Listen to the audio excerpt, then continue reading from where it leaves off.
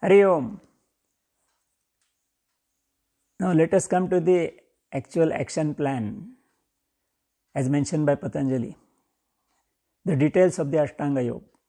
Ashtangas he already explained. Yama, Niyam, Asana, Pranayam, Pratyahar, Dharana, Dhyan and Samadhi. And now he is explaining the details of every component or every angas in particular, we can say. But before continuing this, I want to give you some more important hints for the yoga practitioner. There is a sequence: Yama, Niyam, Asana, Pranayam, Pratyahar and Dharana, Dhyan, Samadhi. But at least for the first 5 components, this is not a sequence of following those. That means it doesn't mean that one has to follow Yama first, maybe for a few months, then he has to follow Niyam for a few months, then Asana and then Pranayam. It is not like that. All these 5 components, they are supposed to be followed simultaneously. Even one can start practicing asanas, doing some pranayamas, then simultaneously practicing yamas and niyamas. It doesn't matter. So there is no rigidity for the sequence. In writing, something is to be written first, so Patanjali has written Yama first, Niyam second and all that. But in practice, all these first 5 components are to be practiced simultaneously. Last 3 components, they are to be practiced sequentially. That we will discuss afterwards. But for the first 5 components, there is no sequence. Secondly, Patanjali is explaining the targets for all these components, because this total structure of the book is in the sutra form. So in very short, so he is not explaining detailed steps and all that. He gives the ultimate target to attain, and a newcomer or new practitioner thinks that it is very difficult to attain the target in the beginning. Definitely it is difficult to attain the target in the beginning. But definitely we have to consider this point, that we have to start practicing, and this is a target. We have to attain the target after long practice. But at least for that we must start. With this intention, we have to read all these components details. In Sutra number 30, he is explaining the yamas now. Ahimsa, Satya, Asteya, Brahmacharya, Aparigraha, Yamaha. This is Sutra. So he is giving 5 guidelines to the, of course, yoga practitioner to follow. Now normally if you look to all these 5 guidelines, we can think that these are explained for maintaining the social discipline, because the beginner is staying in the society. He has to interact with others every now and then. So Patanjali gives the guidelines for a yoga practitioner how to interact in the society, how to interact with others, so that the mind of the practitioner will not get disturbed. And of course, if everybody practices these guidelines in the society, there will be no social problem. So definitely these are useful for maintaining the social discipline. But the intention of Patanjali is to maintain the individual discipline of body and mind for the practitioner. That is why he has prescribed it. Anyway, let us start. Ahimsa is the first one. Ahimsa is non-violence. Satya is truthfulness. Asteya is non-stealing, and Brahmacharya is celibacy. So these are the guidelines given by Patanjali. Let us consider one by one. So Patanjali wants us to follow non-violence totally and fully, of course. In normal social life also we can say, yes, non-violence we are already following already. But normally we consider this non-violence on physical level. There are rules and regulations in everywhere. If violence is done, it is a punishable offense. So people are following non-violence, but this is on the physical level. This is definitely expected by Patanjali, but Patanjali expects it not on the physical level but on the oral level also. It means one should not use the words which will disturb others, which will hurt others. So use very soft words. So oral non-violence also is expected. And to go further, mental non-violence is also expected. That is, one should not think violent thoughts, negative thoughts, bad thoughts for others. Because the violence itself starts from the thoughts, then it is converted to oral violence or physical violence.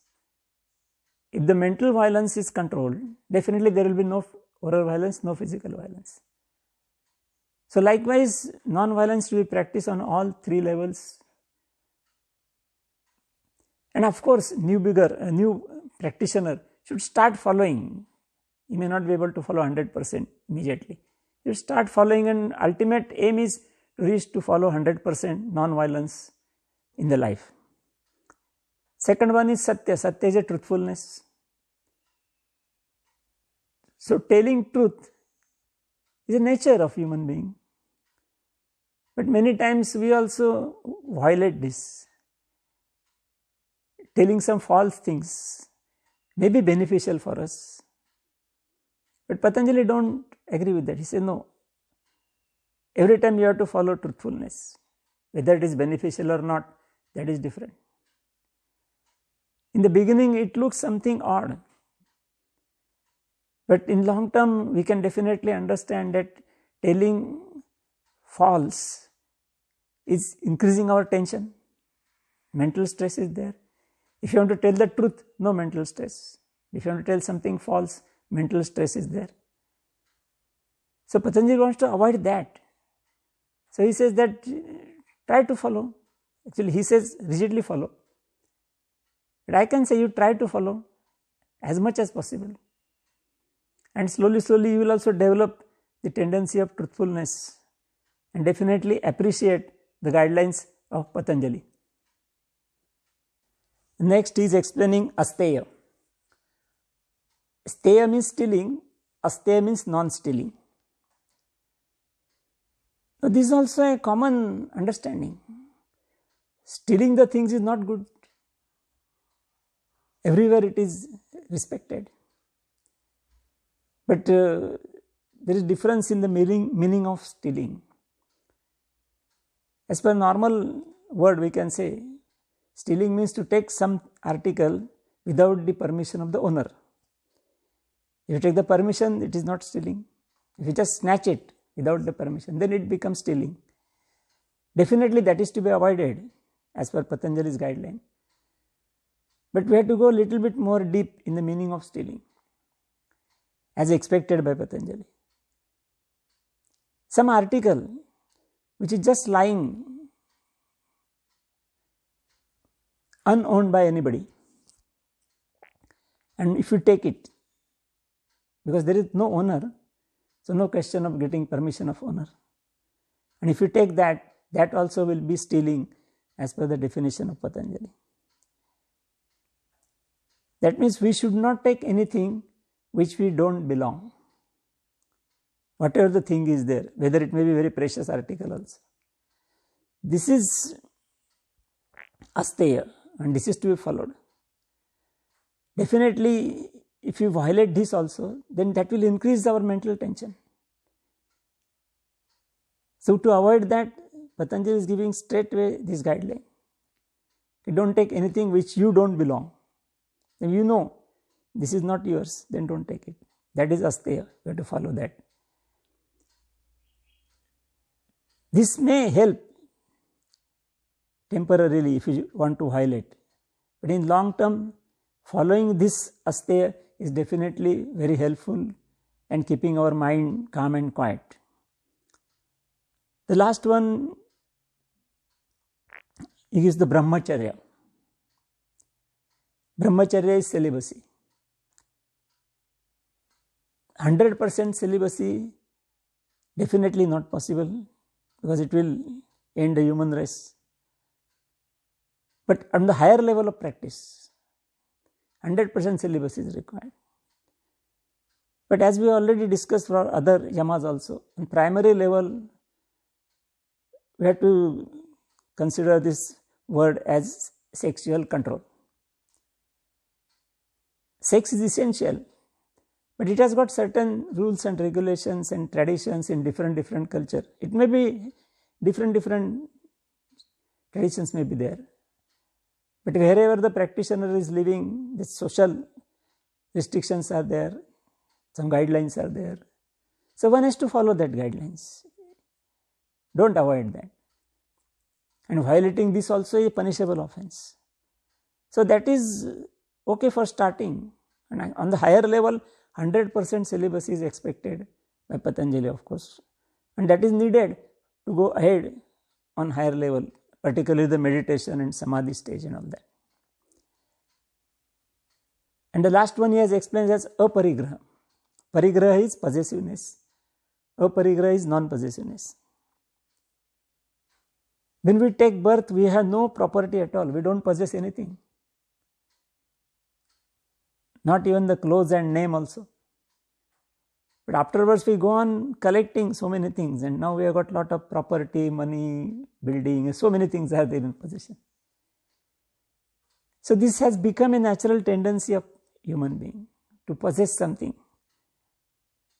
Actually, see, we need something and we have to fulfill the needs. That is perfectly right. We need food, clothing, shelter. These are basic needs of human being, accepted everywhere. So we have to fulfill it. So we have to possess those things. That is okay. But initially we can think that many times we possess more than our needs. And that creates the complications in our life. I will give a very simple example. I want water. I want 1 liter of water available. So I can go to the shop for purchasing 1 liter of water bottle. But when I go to shop, I come to know that there is some reduction sale and I can get the water bottles at half price if I purchase. Then instead of purchasing one, I can purchase maybe 15-20 bottles because they are cheap. But I don't need it. I need only one. But I purchase more than my need. Then the problem starts. To take the bottles to the home, to preserve them properly, take care of them, properly guide them, security is the so many things are there. And if actually something gets damaged, then there is a pain also. And I am not going to use all of them also. So if when I possess more than my needs, it increases the complications and even the pains and miseries in my life. And this is true for the money also. Because people are earning money more than the needs. Millions and billions of dollars, and they are just storing in the banks and taking care of that, which they are not going to use at all. So why to do all that? So this is true for each and every item. So to start with, we have to think of that I must possess whatever I need. I should not possess more than my needs. And going to the advanced level, we have to go on reducing our needs. Because we are unnecessarily increasing our needs and then spending a lot of energy, money and time to fulfill the needs. And which is increasing more and more complications in our life. So this non-possessiveness is also very good quality or virtue, we can say, with which we can safeguard our mental peace very comfortably. So likewise, Patanjali has explained these 5 guidelines for yoga practitioner, who is practicing maybe asana and pranayama also. But when practicing asana and pranayama, we must think of these yamas also and try to follow in our day-to-day life. We may not be successful 100% in the beginning, as I already explained. But each and every time we must remember these yamas and try to follow. And when you follow it, you will get some good results. and then definitely you will appreciate the guidelines of Patanjali, and the good results will definitely stimulate you to follow yamas more and more. And a time will come where you will also follow all these yamas 100% also. Hare Om.